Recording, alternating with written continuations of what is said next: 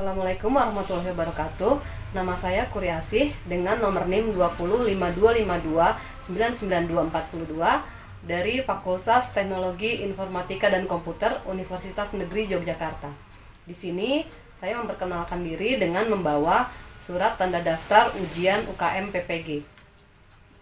UKM ini akan saya selenggarakan pada tanggal 19 Juli 2021. Ini adalah kartu mahasiswa saya. Terima kasih.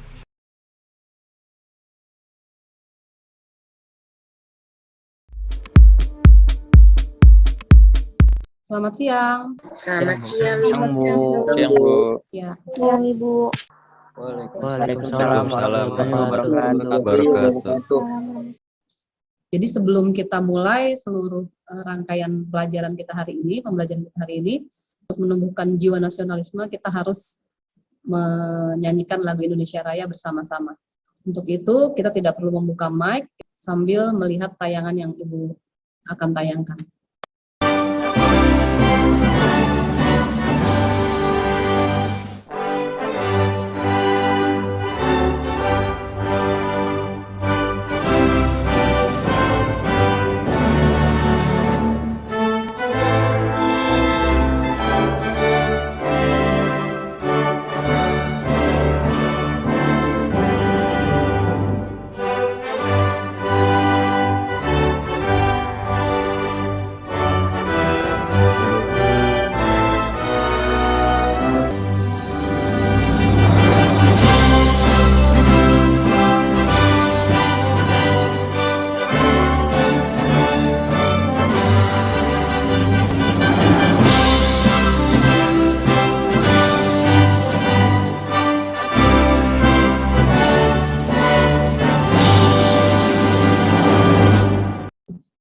Baik, kita sudah menyanyikan lagu Indonesia Raya. Mudah-mudahan dengan menyanyikan lagu Indonesia Raya, semangat nasionalisme kita tetap terjaga ya. Kemudian di rumah, apakah kamu masih tetap melaksanakan protokol kesehatan selama masa pandemi ini? Masih, Bu. Masih ya. Masih, Bu. Ya. Karena mallnya ditutup, apakah masih ada yang berjalan-jalan keluar rumah selama PPKM ini? Tidak, Bu. Tidak ya, oke. Wah, ini Fajar juga di rumah pakai masker ya, Fajar ya? Iya, Bu. Terus kemudian sebelum kita mulai pembelajaran hari ini, silahkan Fahri memimpin doa supaya pembelajaran kita dimudahkan dan bermanfaat bagi kalian semua. Silakan Fahri. Assalamualaikum warahmatullahi wabarakatuh. Pada teman-teman semua, sebelum pelajaran dimulai hari ini, marilah kita berdoa bersama agar apa yang kita pelajari hari ini berguna bagi kita semua di masa yang akan datang. Berdoa menurut kepercayaan masing-masing, berdoa dimulai. Berdoa selesai. Terima kasih Fahri. Ibu akan coba absen ya, mengecek kehadiran kalian hari ini. Alisa Rahmawati ada? Aksa Hadir, Dimero. Bu. Fajar Mulyo Setiawan. Hadir, Bu. Maharani Pratiwi. Hadir, Bu. Muhammad Hidayatul Mahbub. Hadir, Bu. Naswa Salma Hasifa. Hadir, Ibu. Semua ya, oke.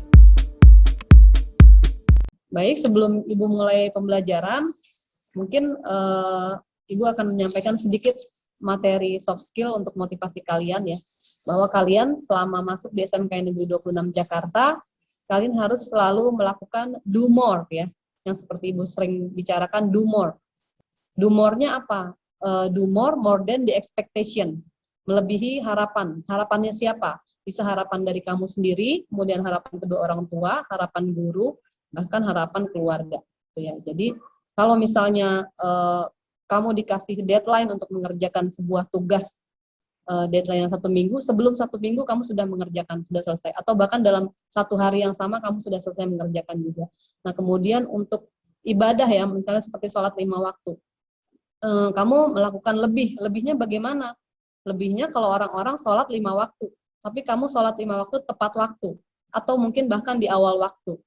Terus yang lebih bagus lagi setelah sholat 5 waktu ditambahkan lagi dengan sholat sunnah yang ada, misalnya sholat sunnah rawatib, kemudian duha, tahajud, baca Quran dan sebagainya, supaya kamu bisa melakukan lebih dari harapan siapa? Harapan yang menciptakan kita seperti itu. Jadi kamu harus tetap bersemangat. Ini akan Ibu beri contoh waktu itu ya di alumni kita jurusan elektronika tahun 1987 lulus. Begitu lulus dia bekerja di sebuah bank namanya Bank Bukopin ya.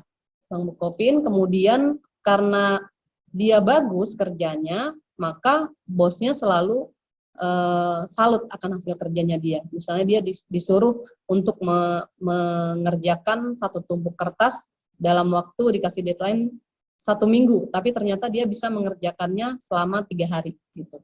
Nah berikutnya lagi karena kaget dan terpesona sama hasil kerjanya dia, maka kemudian dikasih lagi dia 1-2 tumpuk kertas yang harus dikerjakan dalam waktu 3 hari, tapi dia kerjakan itu dalam waktu 1 malam. Bagaimana dia melakukan itu? Dia melakukan itu dengan do more, melakukan lebih daripada ekspektasi bosnya, lebih daripada apa yang dia bisa. Jadi dia selalu sebelum deadline sudah selesai. Gitu. Jadi akhirnya karena kerja kerasnya itu dia melakukannya itu di kantor ya, dia nginep di kantor, dia bawa baju ke kantor, kemudian dia mengerjakan semuanya secara lembur. Tuh, maka besoknya bosnya bertanya, apakah ada lagi teman kamu yang belum kerja dari lulusan STM Pembangunan atau SMK 26? Iya Pak, ada. Gitu. Bapak butuhnya berapa? 5. Akhirnya dipanggillah 5 orang temannya itu, teman sekelasnya untuk bekerja di sana. Kemudian karena 5 orang ini bagus, diketuai sama si alumni kita ini, maka bosnya nanya lagi, masih ada lagi nggak teman kamu yang belum kerja? Masih Pak. Sampai akhirnya karena mereka bagus dan menampilkan selalu humor, melakukan lebih apa yang melebihi harapan, maka akhirnya sekitar 21 orang bekerja di Bank Bukopin dan sekarang mereka sudah menjadi petinggi-petinggi di Bank Bukopin. Itu mungkin itu bisa jadi contoh buat kamu supaya kamu bisa melakukan lebih gitu, jangan melakukan yang standar-standar saja. Seperti itu. Sampai sini ada pertanyaan untuk cerita motivasi dari Ibu barusan. Jelas? Cukup jelas ya? Jelas, Bu. Oke. Baik, kalau sudah jelas Ibu akan langsung mulai untuk pelajaran hari ini. Kita masuk di materi visualisasi konsep. Dalam hal ini kita mempelajari tentang cara pengoperasian kamera. Apa sudah terlihat share screen-nya? Sudah Bu. Sudah. Iya. Kita masuk ke visualisasi konsep, yaitu tahapan produksi. Nah, mungkin sebelum Ibu mulai untuk tahapan produksi ini, di minggu lalu, di pertemuan minggu lalu, ada tahapan praproduksi ya, tahapan praproduksi. Dari materi yang Ibu sampaikan kemarin, masih ada yang ingat nggak apa yang sudah dipelajari kita bersama di minggu lalu? Ada yang masih ingat? Yang tentang storyboard, sinopsis, dan naskah ya, Bu? Oh iya, Fajar ya? Ya betul, Iya. storyboard, sinopsis, dan naskah diantaranya itu adalah tahapan praproduksi. Jadi sebelum memulai produksi kita harus membuat storyboard, ada naskah atau sinopsis. Apa yang mau kita buat, film apa yang mau kita produksi, seperti itu. Terima kasih Fajar. Nah kemudian Ibu mau tanya lagi, dari tahapan-tahapan praproduksi itu ya, storyboard itu pengertiannya apa? Ada yang masih ingat nggak? Saya ingat Bu, Wilda. Oke, silakan. Storyboard itu sketsa gambar berbentuk thumbnail yang disusun dulu sesuai rangkaian dan ceritanya. Oke, jadi ya storyboard itu adalah sketsa gambar ya, gambarnya bisa menggunakan tangan manual atau menggunakan komputer. Jadi berbentuk thumbnail yang disusun berurut sesuai dengan urutan rangkaian jalan cerita yang akan kita buat nantinya. Gitu. Terima kasih Wilda. Ya, Nah terus kalau naskah sendiri itu apa? Ada yang tahu? Izin menjawab, Bu. Rahel ya? Iya, Bu. Silakan. Naskah, aslinya saya, naskah adalah suatu teks yang berisi tentang gambaran yang akan ditampilkan pada layar. Terima kasih Rahel. Kemudian satu lagi tadi, sinopsis. Ada lagi yang tahu sinopsis itu apa? Saya Bu. Silakan Andina. Sinopsis adalah alur cerita yang dijelaskan secara singkat. Iya, sinopsis adalah alur cerita yang dijelaskan secara singkat. Jadi kalau kamu mau nonton bioskop, biasanya kamu akan lihat trailernya ya di web gitu, atau kamu lihat sinopsisnya cerita sedikit, ringkasan ceritanya sedikit, 1 paragraf, tapi itu bisa bikin orang pengen nonton film itu. Oke, terima kasih Andina. Ada lagi nggak yang masih ingat ciri presentasi video itu apa aja? Ciri presentasi video. Ada yang masih ingat nggak? Saya Bu, untuk mengomunikasikan ide dan menunjukkan solusi. Disebutkan Gidan, Zaidan baru 2 nih. Ada lagi nggak yang disebutkan 2? 2 lagi. Saya, Bu. Siapa, Nak? Rizky Andika, Bu. Yuk, silakan Rizky. Ciri presentasi video itu kan ada 4. Nah, tadi 2 itu sudah dijelaskan. Dan 2 lagi yaitu mengkomunikasikan produk dan jasa dan menunjukkan cara kerja. Oke, betul ya. Untuk pembuatan video, proses pembuatan video itu ada berapa fase sih, Nak, yang harus kita tahu? Ada 5, Bu. Siapa ini? Maharani ya? Iya, Bu. Oke, silakan, Nak. Yang pertama ada fase pencarian ide, yang Mm-mm. kedua pembuatan sinopsis, ketiga pembuatan naskah, keempat pengambilan gambar, dan yang kelima penyuntingan gambar, Bu. Iya, betul. Jadi lengkap. Ini kamu catatannya masih lengkap ya, jadi tinggal lihat aja ya, Iya. Maharani ya. Iya, Bu. Oke, terima kasih semua ya. Jawabannya sudah cukup bagus. Nah, kita akan mulai ke pelajaran hari ini, yaitu tahapan produksi. Nah, tujuan pembelajarannya hari ini adalah setelah mengikuti pembelajaran ini, siswa mampu atau kalian mampu, yang pertama adalah mengenal dan melakukan tahapan produksi dengan alat perekam gambar, menjelaskan ukuran gambar, dan yang terakhir adalah menjelaskan pergerakan kamera. Jadi, let's we produce videos. Nah, produksi video. Nah, produksi itu dimulai dari merekam video dengan berdasarkan alur dan konsep yang sudah dirancang. Gitu ya. Jadi kemudian proses rekaman, baik secara visual maupun audio dilakukan, seluruh pendukung bekerja sama dalam proses produksi. Nah, pada proses produksi harus menyiapkan alat perekam gambar. Ada yang tahu nggak alat perekam gambar itu apa aja sih? Tripod, Alat perekamnya, kalau tripod alat pendukung mungkin. Ada yang tahu? Kamera, Bu. Iya, selain kamera apa lagi? Handycam, Bu. Handycam, selain handycam, Smartphone. apa, Nak? Smartphone, iya. Jadi sekarang banyak tuh orang-orang yang melakukan rekaman gambar nggak harus pakai kamera-kamera yang rumit, misalnya DSLR atau handycam atau video camcorder, tapi bisa cukup dengan handphone. Oke, terima kasih. Nah, selanjutnya ini kita lihat tadi. Contoh alat perekam gambar, ada handycam, kemudian DSLR, kemudian ada action cam, kemudian ada smartphone atau handphone. Nah, kemudian ada kamera profesional. Ibu tanya lagi, DSLR itu kepanjangannya apa sih? Ada yang tahu nggak? Nah, kalau nggak ada yang tahu, Ibu kasih tahu, DSLR itu kepanjangan dari Digital Single Lens Reflector, gitu. Jadi, disingkatnya DSLR.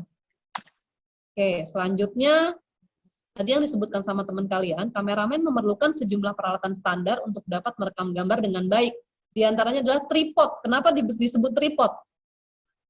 Ada yang tahu kenapa disebut tripod? Dia punya 3 kaki, Bu. Iya, karena ada 3 kaki seperti ini ya, jadi tree, kemudian pod, supaya dia fungsinya untuk menjejakkan kamera atau menyanggah kamera supaya dia tidak bergoyang. Selanjutnya, dibutuhkan lagi lampu kamera untuk menambah cahaya dalam kondisi kurang cahaya. Nah, kemudian dibutuhkan lagi apa nih? Yang kayak bulu-bulu ini apa nih? Ada yang pernah lihat nggak? Mikrofon, Bu. Iya, mikrofon atau mic ya, untuk merekam suara ketika melakukan pengambilan gambar. Jadi selain gambarnya bagus, maka suaranya juga harus masuk dengan bagus. Itu mendukung.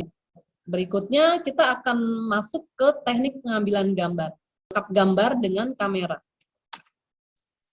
Nah, lihat ya, teknik memegang kamera video, jadi yang paling benar adalah yang paling kanan. Jadi peganglah kamera dengan mantap, gunakan satu tangan untuk memegang kamera dan mengoperasikan kontrol zoom. Di sini Ibu ada contoh kamera DSLR ya, Ibu bawa kamera DSLR, mungkin kelihatan ya? Terlihat, Bu. Ya, jadi kalau yang paling kanan dia bingung tuh megangnya bagaimana, begini dia, salah itu. Terus atau dianya ke depan, megangnya begini, jadi itu bingung juga. Jadi salah satu tangan memegang kamera, kemudian tangan yang lain mengoperasikan zoom-nya gitu. Jadi lebih leluasa, kita bisa zoom in, kemudian zoom out seperti ini. Satu tangan memegang kamera, kemudian satu tangan lagi memegang zoom-nya. Jadi bisa dimainkan dengan leluasa. Kenapa kita megangnya di bawah? Supaya bisa leluasa. Jadi ini sih soal pembiasaan, tapi ini tips dari kameramen atau fotografer seperti ini. Nah, ini lihat jari telunjuk Ibu, ini untuk menekan shutter ya, untuk menembak objek gitu. Jadi langsung Kalau sudah cocok, fokusnya sudah oke, maka tinggal ditembak. Seperti itu. Mudah-mudahan jelas. Nah, selanjutnya kamera video. Tadi yang disebutkan Risma mungkin handycam ya. Ibu nggak ada contoh handycam di sini. Satu tangan kanan memegang kamera sambil mengoperasikan zoom-nya di jari telunjuk. Satu tangan lagi untuk mengoperasikan display yang ada di sebelah kiri. Nah, zoom. Kalian lihat. Hindarkan penggunaan teknik zoom untuk merekam pandangan yang luas tanpa menggunakan tripod. Ada yang tahu nggak kenapa? Goyang, Bu. Tangan. Iya, goyang ya Zaidan, terima kasih. Yang paling nggak enak dilihat apa? Hasilnya kurang oke dilihat karena dia goyang. Sudah dipaksakan, di zoom, kemudian hasil rekaman itu akan bergetar, jadi nggak enak dilihat. Nah, ini adalah cara dasar untuk menghindari terjadinya guncangan pada gambar. Kita nggak boleh sering-sering menggunakan zoom. Nah, kemudian yang ketiga adalah peraturan 5 detik. Kenapa sih harus 5 detik? Nah, peraturan penting dalam merekam adalah rekamlah dalam waktu yang lebih lama dan hindarkan gerakan kamera yang tidak perlu. Ingat ya, rekam satu adegan sekurang-kurangnya dalam 5 detik. Jadi kita pegang kamera, kemudian kita hitung di dalam hati kita. 1, 2, 3, 4, 5. Gitu. Tapi kalau nanti kamu sudah terbiasa, kamu nggak perlu hitung dalam hati, kamu udah otomatis tuh. 1, 2, 3, 4, 5, pindah. 1, 2, 3, 4, 5, pindah. Gitu. Nah, fungsinya ini akan memudahkan editor video untuk mengambil, jangan langsung berurutan, nanti kita untuk motongnya itu, untuk editingnya agak susah, karena rapat dia ininya, waktunya, durasinya. Di sini jelas ya, untuk peraturan 5 detik? Jelas, Bu. Oke, lanjut. Fokus, exposure, dan keseimbangan cerah putih atau white balance. Hal pertama yang harus dilakukan kameramen sebelum mengambil gambar adalah menyesuaikan mata kamera. Jadi pada setiap kali pindah lokasi untuk pengambilan gambar, mata kita ini berfungsi sebagai mata kamera, atau mata kamera itu dengan mata kita sudah sinkron gitu. Jadi jangan sampai kita pakai mata kita sendiri jelas, tapi begitu kita pakai kamera nggak jelas. Jadi harus sinkron kedua-duanya. Jadi periksa selalu fokus dan exposure. Kelima adalah tanggal dan waktu. Jadi jangan pernah memasang tanda tanggal dan waktu pada layar yang terekam. Ini akan membuat video sama sekali tidak dapat digunakan. Kenapa sih nggak boleh gitu? Kan boleh-boleh aja Bu, supaya nanti di situ ada kenangannya, misalnya tanggalnya, jamnya, harinya, bulannya, menitnya, detiknya gitu. Ini dilarang ya, dilarang menggunakan ini. Jadi sebaiknya selalu merekam suara pada saat pengambilan gambar yang menjelaskan kapan gambar tersebut direkam dan lokasi perekaman gambar itu di mana. Sekarang kebanyakan YouTuber atau misalnya kameramen ya, dia sambil merekam, dia nggak lagi memunculkan tanggal, bulan, tahun, dan jam. Dia cukup ngomong, "Hai guys, sekarang saya ada di Bali." Ketahuan dia di sana, oh dia di daerah Pura Uluwatu, oh dia di daerah Bali. Kemudian dia sudah merekam gambar itu ketika menjelang matahari terbenam atau sunset. Seperti itu. Kemudian gambar pengisi atau cutaways ya. Bila merekam sebuah objek, kegiatan ataupun wawancara perlu mengambil gambar yang lain. Supaya apa? Ya satu, supaya nggak bosan. Yang kedua, supaya kalau orang diwawancarai, dia ngomong, kemudian ada tambahan gambar-gambar atau video-video di sebelahnya, itu akan lebih menambah kesan, oh iya benar gitu. Kita bisa langsung membayangkan, gitu. Kita bisa langsung tahu dia lagi ngomongin apa gitu. Ada gambarannya, ada deskripsinya, jadi lebih lengkap. Jadi ini ada contohnya, bila membuat video tentang orang hutan, jangan lupa untuk merekam hutan tempat mereka tinggal dan kebakaran hutan yang merusak habitatnya. Bila ada ini, akan membuat sebuah video lebih informatif. Lanjut, cara merekam gambar, hidupkan kamera, atur viewfinder, kemudian bila menggunakan manual fokus, atur fokus hingga gambarnya terlihat jelas. Bedanya apa sih mengatur manual fokus sama autofokus? Kalau autofokus, dia difokuskan sama si alatnya itu sendiri ya nak, sini. Jadi ada tulisan AF itu autofokus, tapi kalau ada MF berarti manual fokus. Kita harus rajin-rajin menggulirkan si zoom in, zoom outnya ini, supaya dapat fokus yang oke, gitu. Jadi sampai benar-benar gambarnya jelas, baru kita tekan tombol shutternya. Manual fokus itu harus diatur sedemikian rupa. Kalau anak-anak yang baru belajar fotografi, biasanya mereka lebih suka menggunakan autofokus. Karena ya udahlah alatnya aja yang ngatur, kita nggak usah pusing, langsung jepret gitu ya. Tapi kalau fotografer profesional biasanya lebih suka menggunakan manual fokus. Tadi sudah menangkap gambar menggunakan kamera. sekarang menangkap gambar menggunakan telepon genggam atau smartphone atau HP ya. Nah, untuk menangkap gambar dengan menggunakan telepon genggam, ya, tipsnya adalah berikut di bawah ini. 1, lebih dekat ke objek. Ponsel kamera yang beredar kebanyakan tidak dibekali dengan lensa zoom yang maksimal.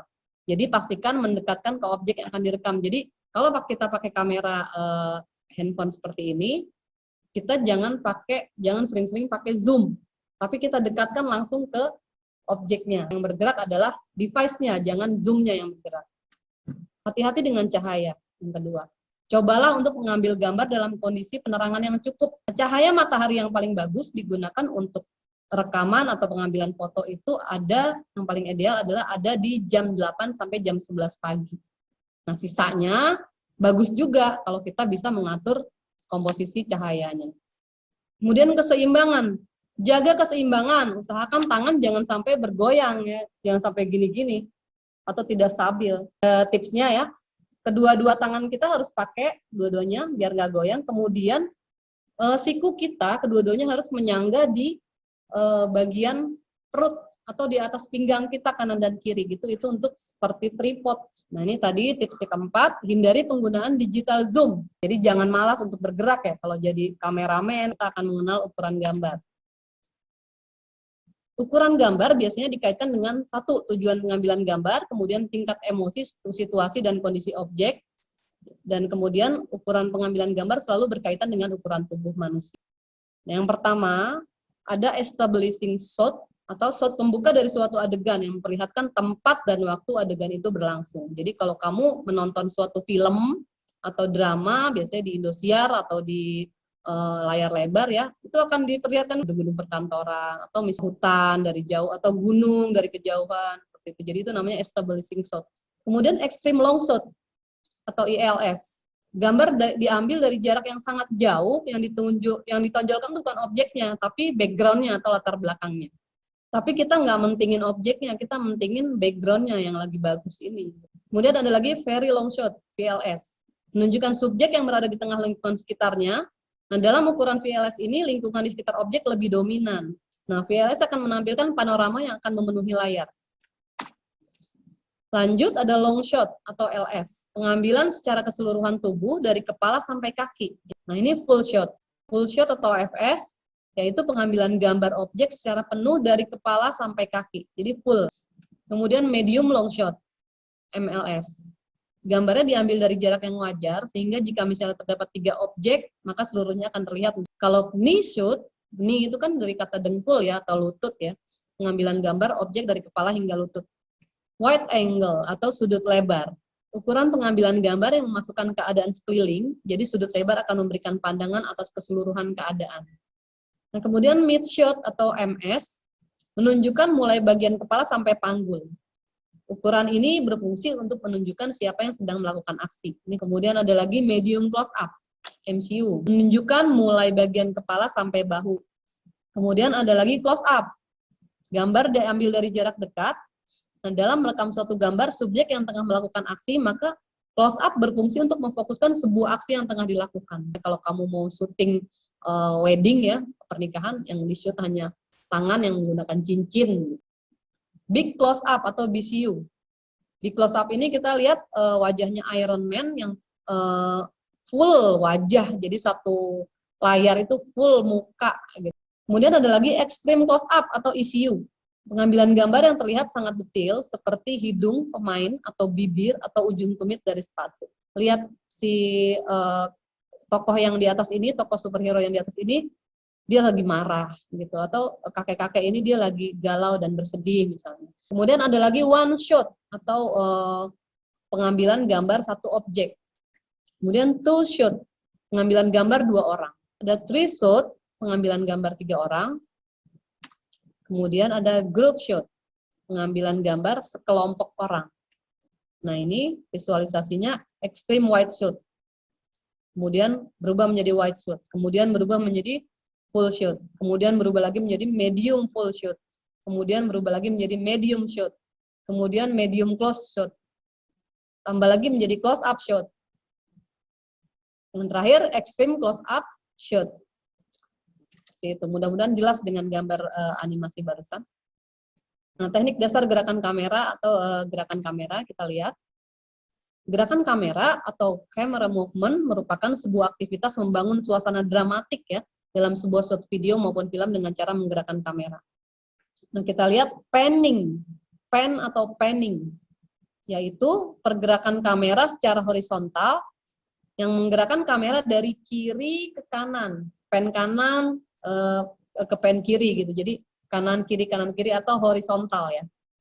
Kemudian ada lagi tilt atau tilting, yaitu pergerakan kamera di mana kamera pada posisi sama tapi berputar atas bawah secara vertikal. Set, turun naik begini ya. Set gitu. Turun naik. Tilting. Kemudian ada lagi track in. Track in yaitu teknik pengambilan gambar yang dimulai dengan cara menggerakkan kamera mendekati objek. Jadi di shootnya gini, set gitu ya. Kita nggak lagi main zoom, nggak lagi main seperti ini. Tapi badan kita dan device kita yang bergerak mendekati objek. Itu track in. Kemudian track out. Track out yaitu teknik pengambilan gambar yang dimulai dengan cara menggerakkan kamera menjauhi objek. Jadi dari sini ditarik ke belakang. Seperti itu. Tidak menggunakan zoom. Tapi device dan orangnya yang bergerak. Nah, di sini ada contoh kalian bisa lihat. Ada crash zoom. Kemudian ada tracking pan with action. Jadi panning tapi orangnya bergerak gitu. Ada pohon-pohon juga bergerak. Kemudian zip pan atau whip pan. Nah, di sini ada hal-hal penting dalam pengambilan gambar. Setiap gerak harus memiliki makna yang mendukung kelebihan produk. Kemudian apabila tidak menggunakan tripod atau penyangga kamera, hindari penggunaan zoom in. Nah, sampai sini ada pertanyaan, Nak? Silakan. Saya Sofiani ingin bertanya, Bu. Sofiani, silakan Nak, Sofiani. Saya ingin bertanya, apakah zoom in dan zoom out sama dengan track in dan track out, Bu? Iya, agak masih membingungkan ya. Nah, kalau zoom in itu tadi yang Ibu sampaikan, kalau zoom in itu kita kameranya diem, tapi kita mainin fasilitas yang ada, fitur fasilitas yang ada. Zoom in, zoom out, mengecil. Track in dan track out itu track in, Ibu yang mendekat ke sini. Track out, Ibu yang mundur. Jadi nggak pakai fasilitas zoom. Tahu bedanya ya? Jelas? Sofi? Jelas, Bu. Oke. Terima kasih. Ada lagi yang mau tanya? Silakan. Saya ingin bertanya, Bu. Siapa? Mahbub ya? Wah, silakan, Nak. Apa setiap adegan harus selalu menampilkan establishing shot, Bu? Iya. Setiap adegan apakah harus menampilkan establishing shot? Sebenarnya nggak harus, cuma rata-rata si kameramen atau si sutradara itu ingin menunjukkan setting ya. Setting itu tempat pengambilan gambarnya di mana. Ceritanya ini ada di mana sih? Apakah di sebuah kota, apakah di sebuah desa, ataukah di sebuah hutan misalnya gitu. Jelas, Mahbub? Jelas, Bu. Oke, makasih. Ada lagi? Saya mau bertanya, Bu. Siapa, Fendi? Ya, silakan, Ya, Bu. Fendi. Mengapa Silakan. jika kita menggunakan HP tidak boleh melakukan zoom in dan zoom out, Bu?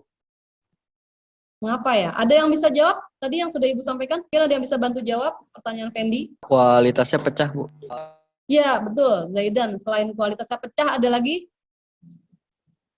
Goyang-goyang pasti, Bu. Betul. Makasih, Zaidan. Sudah terjawab ya, Fendi ya? Barusan sama Zaidan? Iya, Bu. Iya, jadi kalau pakai kamera seperti ini ya mendingan kita track in track out aja, jangan zoom in zoom out. Oke, ada lagi yang mau tanya? Silakan. Saya mau izin bertanya, Bu. Iya, Sarah. Tadi saya belum terlalu jelas tentang peraturan kamera 5 detik, Bu. Apa bisa tolong dijelaskan ulang, Bu? Oke, jadi kalau peraturan kamera 5 detik itu, kalau kita merekam suatu adegan, suatu gambar ya, itu kita hitung dalam hati 5 detik, 1, 2, 3, 4, 5.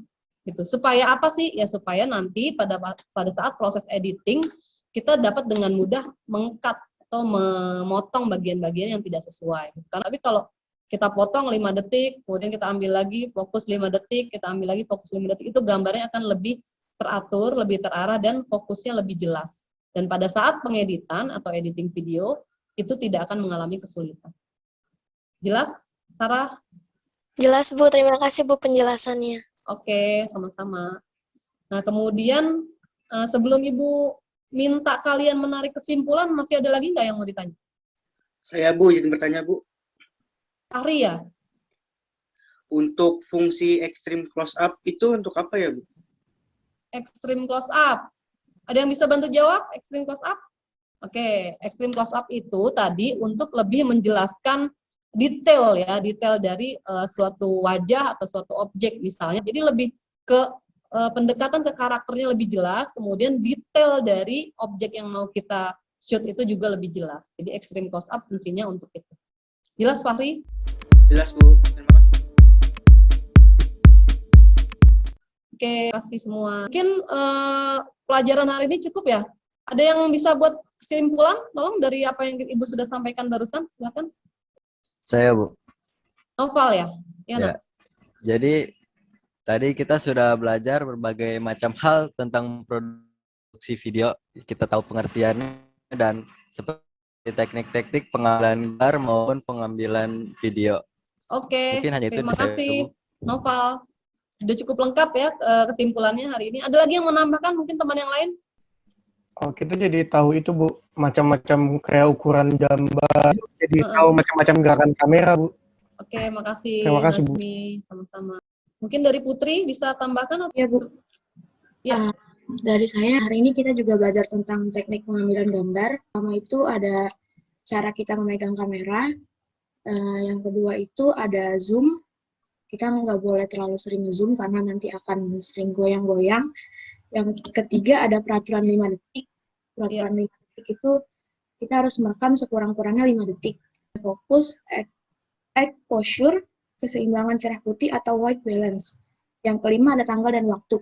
Jadi di setiap video kalau dilarang ada tanggal dan waktunya. Yang keenam itu ada gambar pengisi. Seperti kita kalau misalkan mau membuat video tentang orang hutan, kita harus tampilan gambar orang hutannya. Oke, makasih banyak Putri. Makasih ya, lengkap banget nih. Kesimpulannya dari tadi kamu berarti nyatet ya pas Ibu nerangin ya? Good Ada ya, yang bagus saya ya. catat, Bu. Oke, makasih ya. Ibu rasa cukup ya kesimpulan dari teman-teman kalian sudah mewakili semuanya yang sudah Ibu sampaikan tadi. Ibu akan sampaikan juga kesimpulannya dari apa yang sudah kita pelajari barusan. Ya, di sini kesimpulannya ya. Yang pertama, perhatikan alat perekam yang digunakan ya. Tadi ada handphone, ada kamera, ada video recorder, ada kamera profesional. Jadi beda-beda karakteristiknya. Jadi kenali cara kerjanya. Nah, kemudian hindari penggunaan Zoom jika tidak diperlukan. Tadi sudah disampaikan sama Putri. Ini Ibu ulang lagi supaya kalian bisa ingat. Jadi hindari penggunaan Zoom jika tidak diperlukan. Kemudian yang ketiga, pengambilan gambar yang bagus itu tidak perlu menggunakan peralatan yang rumit dan mahal. Jadi pakai kamera biasa pun bisa, asalkan kamu mengambilnya dengan bagus. Nah, keempat, kelihayan seorang kameramen lah yang memegang peranan penting dalam menghasilkan gambar atau hasil rekaman yang bagus dan berkualitas. Nah, terakhir, seringnya berlatih akan semakin mengasah skill dalam pengambilan gambar dan perekaman adegan. Terus sekarang kan banyak tuh ya di Instagram dan di YouTube cara-cara mengambil gambar, kamu latih terus lama-lama kamu akan terbiasa dan akhirnya skill kamu jadi keren gitu ya. Terima kasih untuk pelajaran hari ini, Ibu rasa cukup.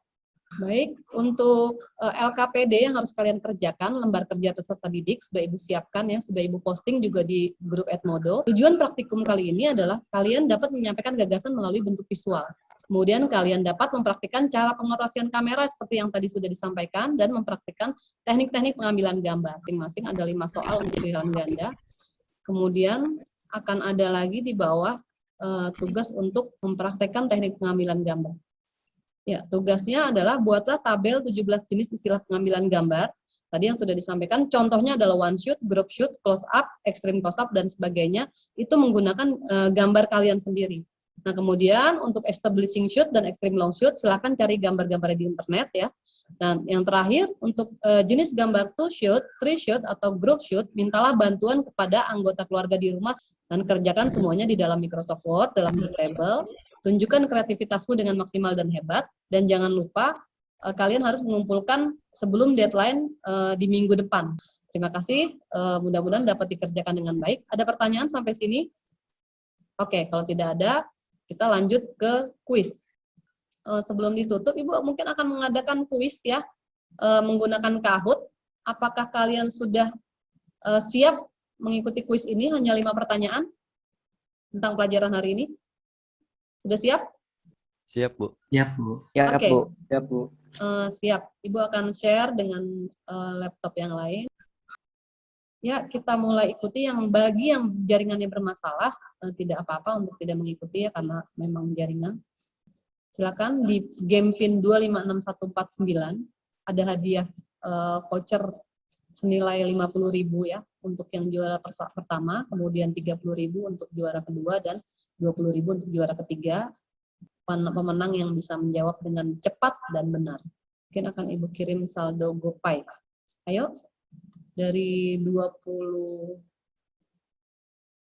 siswa, ada 2 yang jaringannya bermasalah. Oke, sudah 17 orang, mungkin kita bisa mulai langsung untuk pertanyaan pertama, kuis pengoperasian kamera ya. Pengambilan dengan memfokuskan kamera ke seluruh wajah dan menunjuk ke satu bagian tertentu, itu disebut apa pengambilan gambarnya?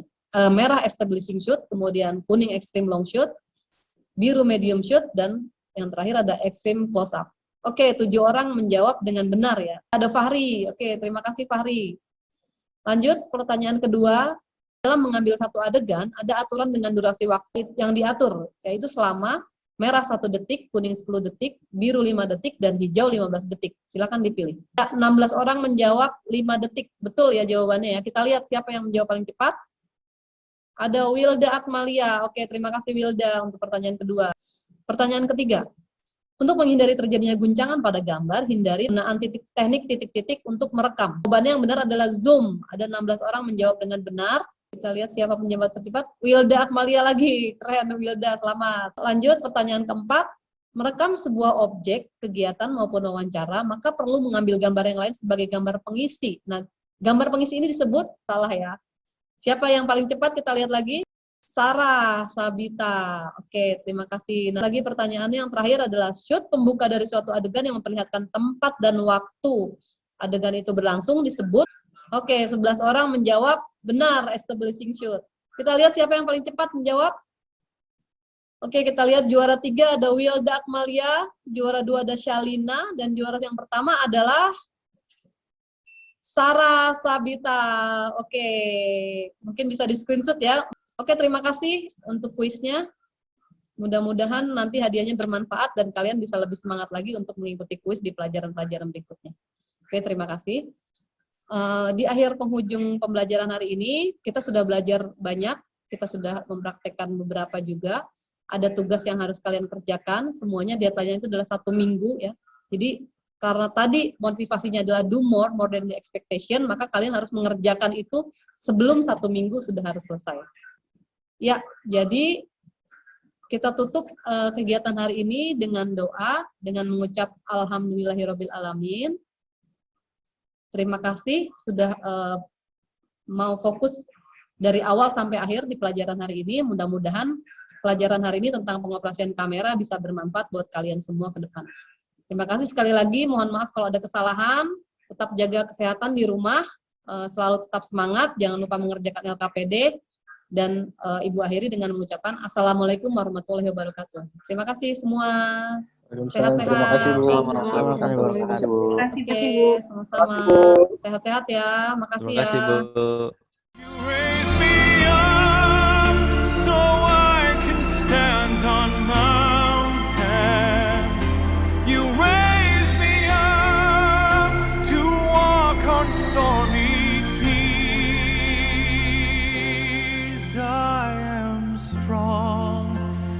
I am on your shoulders, you raise me up to more than I can.